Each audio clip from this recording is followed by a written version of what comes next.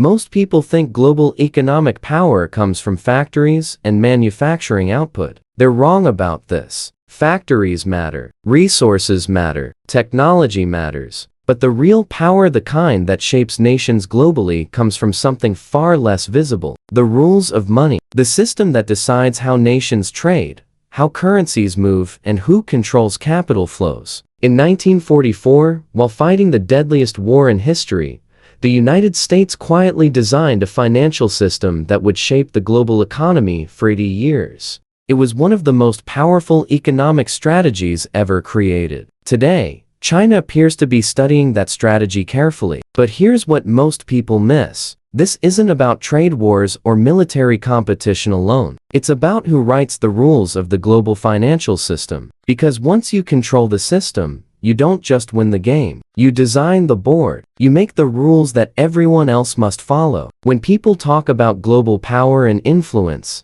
they usually focus on military strength or manufacturing output and industrial capacity. They look at armies and their size and weapons. They look at GDP numbers and economic statistics and growth rates. They look at exports and imports and trade balances between countries. But the deeper question is rarely asked by mainstream commentators and most analysts. Who controls the financial architecture of the world? Who designed the system that everything operates inside of? Because the global economy is not just a collection of countries trading goods with each other independently. It's a network. It's a system. It is a complex set of rules and institutions that determines how money moves between nations and who gets access to capital and credit. And whoever designs that system gains enormous influence over everything that happens inside it. In 1944, the United States understood this principle better than any other nation at the time. No other country grasped the importance of financial architecture as clearly. And while the world was still at war with Nazi Germany and Japan,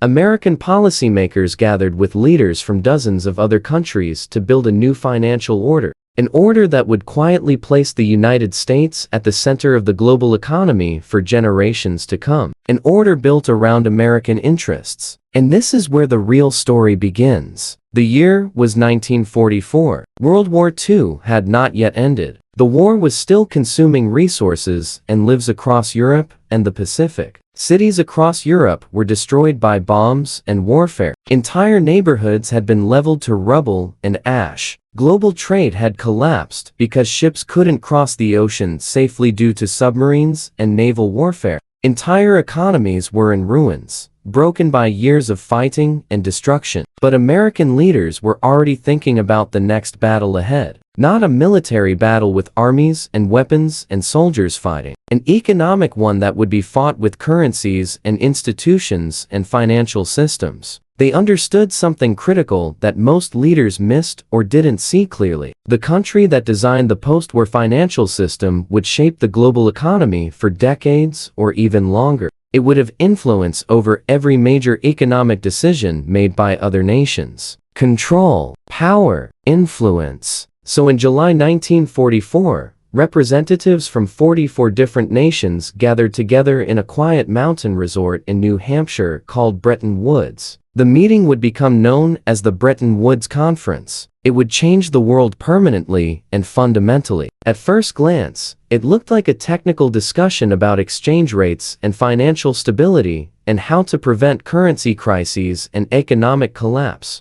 But behind the scenes, it was something much bigger and more significant. It was the design of a new world order. The United States arrived with a comprehensive plan that had been carefully developed over months. A system where currencies would be tied to the United States dollar, and the dollar itself would be tied to gold at a fixed price. This created a new global structure that had never existed before in history. Countries would hold dollars as reserves instead of gold or other currencies. Trade would increasingly be conducted in dollars. International financial institutions would support and enforce the system. Out of this meeting came two powerful institutions that would shape the world: the International Monetary Fund and the World Bank. Together, they formed the backbone of the new economic order that would dominate for generations. At first glance, this seemed like a cooperative international system designed to stabilize the global economy after the chaos of war. And in many ways, it was exactly that. It did stabilize the world economy. It did help rebuild Europe and Japan. But there was another effect happening at the same time. A quieter one that nobody talked about much in public discussions. Because if the world used dollars to trade with each other, then global demand for dollars would always exist permanently. And that meant something extraordinary and transformative for American power. The United States could run trade deficits without immediate consequences, print currency flexibly, and finance its economy in ways that other countries simply could not do. No other nation had this privilege or advantage. The world needed dollars. When the world needs your currency, you gain power. Real power. The kind of power that comes from controlling a system, rather than just being strong within it. This was the hidden genius of the 1944 strategy. Over the next several decades, the system worked exactly as the American planners had designed and intended.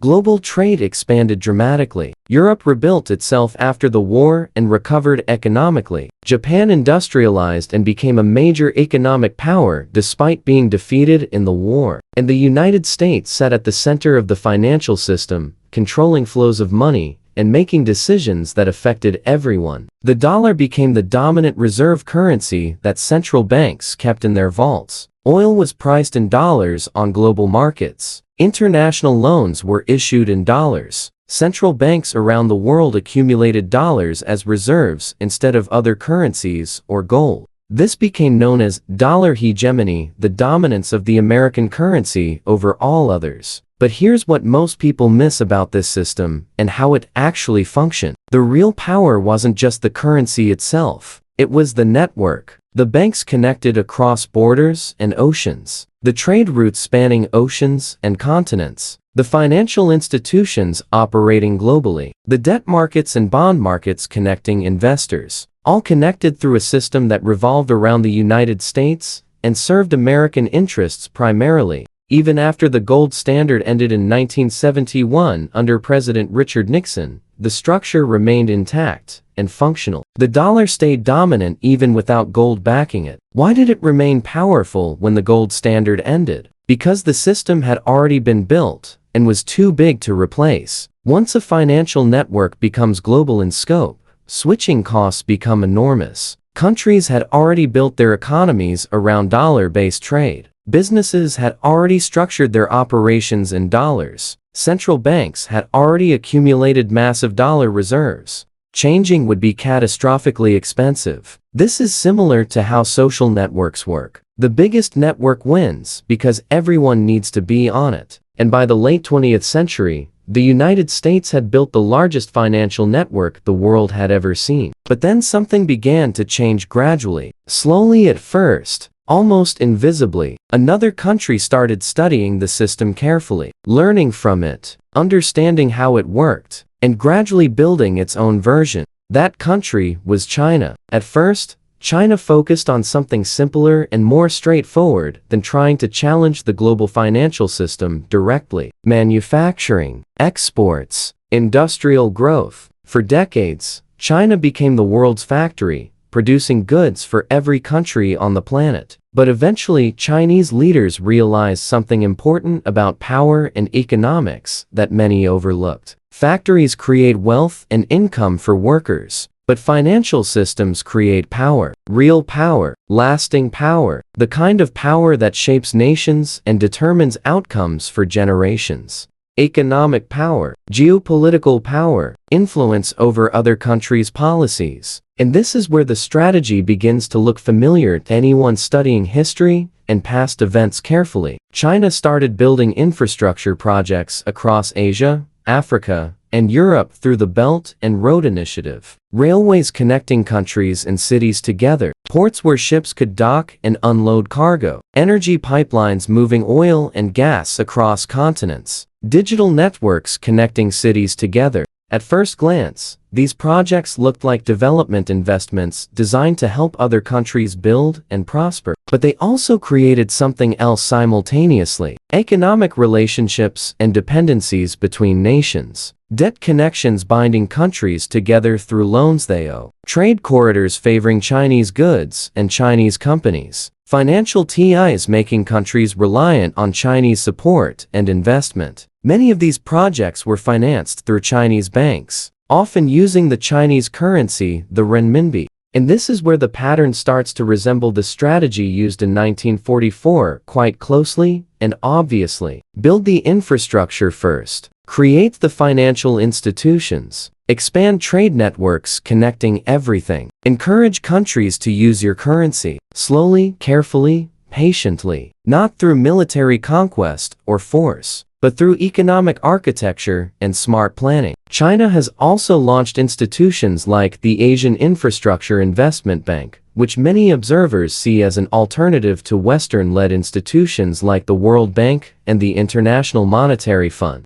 Again, the pattern looks familiar to anyone studying history. Infrastructure, institutions, currency networks, financial influence spreading slowly. At first glance, this seems simple and straightforward, but beneath the surface, something deeper may be happening, something strategic and calculated. China may be attempting to gradually reshape parts of the global financial system, not overnight, not suddenly with dramatic announcements, but over decades and generations. This is how such systems change, slowly, patiently, without anyone noticing, until suddenly the system has transformed fundamentally. The real lesson of 1944 wasn't just about the dollar and its strength relative to other currencies on the global market. It was about systems and how they work and shape human behavior and economic outcomes across nations and generations. Economic power comes from designing the system that everyone else must operate inside of without other choices or alternatives. Think about it carefully and consider the implications. If your currency dominates trade between nations,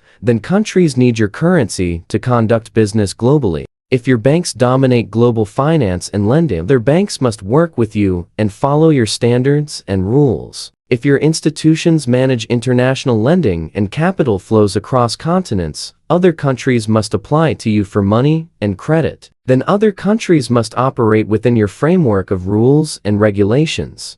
Even powerful nations become participants in your system. They have to follow your rules because you designed them. Compliance becomes necessary for survival and economic stability. This is why financial architecture matters more than most people realize or admit. Wars can shift borders and territory, but systems shape the rules of the economy permanently. And the country that writes those rules holds enormous influence over everything that happens inside those systems. This is the hidden logic behind global financial power and dominance. This is the hidden logic behind global financial power. Not just production or manufacturing capacity, not just military strength or weapons, but system design, architecture, institutions, rules, incentives, networks. History shows us something fascinating about power and how it actually works in the real world. It rarely announces itself loudly with fanfare and speeches and declarations. Often, it hides inside institutions and structures that seem boring or technical,